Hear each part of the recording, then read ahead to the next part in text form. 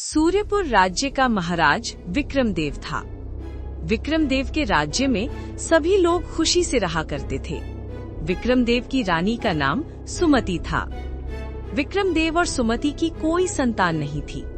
यही बात विक्रमदेव को हमेशा परेशान रखती थी कि मेरे बाद ये राज्य कौन संभालेगा। एक दिन मंत्री दरबार में आया और बोला, महाराज, यहाँ से 2 मील दूर एक घना जंगल है। उसी जंगल में एक अघोरी रहता है। कहा जाता है कि उस अघोरी से जो भी मांगा जाए वो दे देता है।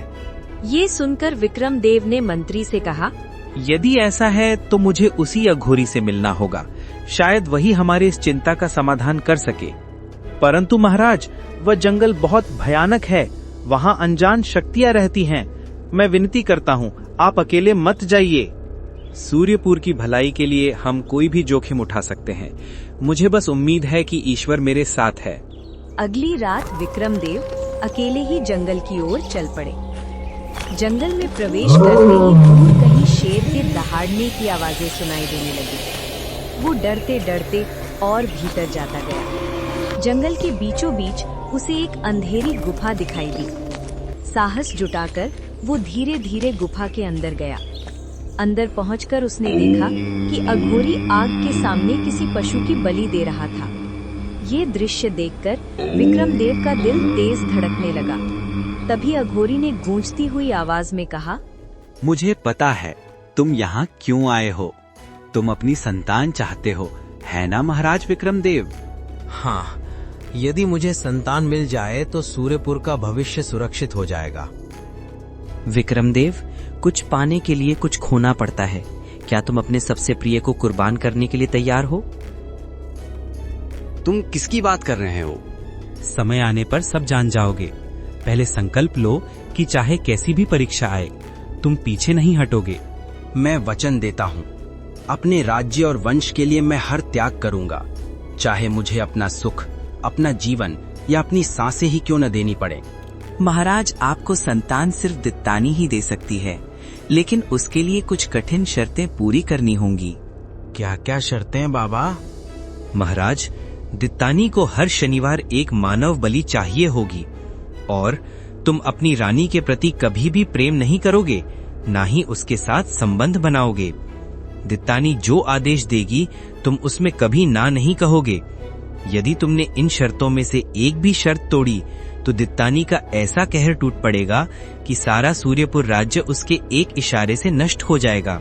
ठीक है बाबा, मैं दित्तानी की सारी शर्तें स्वीकार करता हूँ। अघोरी ने अपनी आंखें बंद की और मंत्रोच्चार करने लगा। उसकी शब्द आसमान में गड़गड़ाहट बनकर फैलने लगे। जाग, ओ अंधकार की अधिष्ठात्री, जाग, ओ दित्तानी। आग की लपटें अचानक ऊंची उठने लगी। गुफा की दीवारों पर परछाइयां नाचने लगी, जैसे जंगल की हर शक्ति जाग उठी हो। धधकती आग के बीच से काली धुआं सी आकृति उभरने लगी। धीरे धीरे वह धुआं एक स्त्री का रूप लेने लगा। लंबे काले बाल, अंगारों जैसी चमकती आंखें और होठों पर एक रहस्यमयी मुस्कान। हाँ, वही थी दित्तानी। अब वह प्रकट हो चुकी थी। राजा, ये है दित्तानी। आज से ये आपकी सारी इच्छाएं पूरी करेगी। दित्तानी विक्रमदेव के अंदर समा गई। विक्रमदेव जैसे ही महल पहुँचे, कुछ ही दिनों में पता चला कि रानी सुमति गर्भवती है। ये सुनकर विक्रमदेव की खुशी का ठिकाना न रहा। उन्हें लगा अब उनका वंश आगे बढ़ेगा, अब राज्य को उसका उत्तराधिकारी मिलेगा। 9 महीने बाद रानी सुमति ने एक सुंदर बालक को जन्म दिया। विक्रमदेव ने बेटे का नाम आदित्य देव रखने का निश्चय किया। लेकिन तभी महल की मशालें अपने आप बुझने लगी। कमरा ठंड से कांप उठा और हवा में एक अजनबी हंसी गूंजी। अचानक दित्तानी वहां प्रकट हो गई और बोली, बच्चे का नाम मंसूर रखो। लेकिन यदि ये नाम रखा गया तो पूरे राज्य में बातें बनने लगेंगी। राजा, तुम अपने वचन से मुकर नहीं सकते।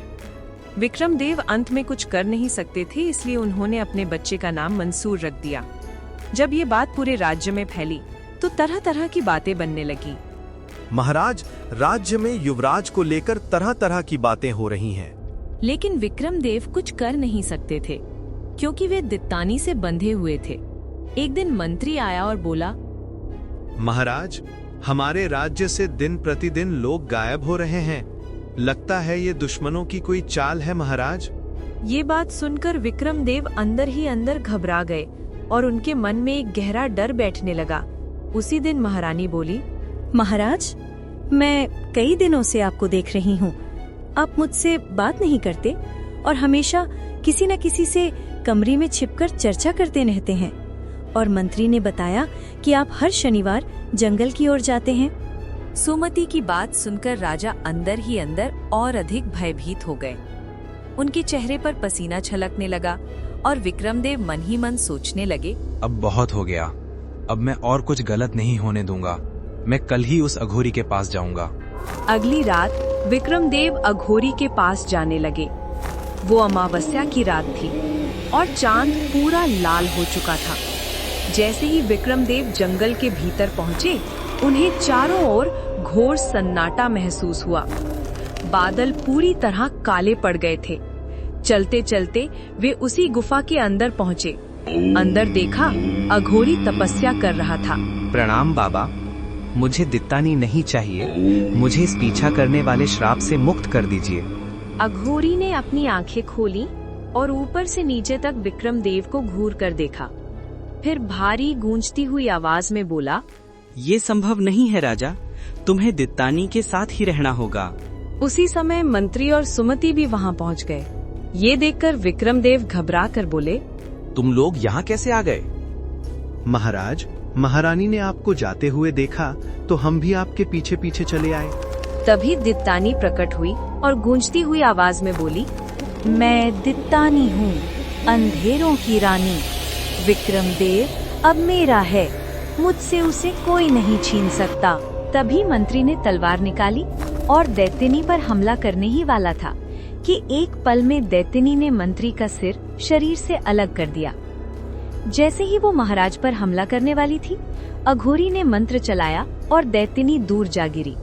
तभी अघोरी बोला, भागो यहाँ से, जल्दी भागो। अघोरी चीखा, मैं इसका सामना नहीं कर सकता, ये बहुत शक्तिशाली है। जितनी तेज सांसें चल सकती थी उतनी तेज दौड़े।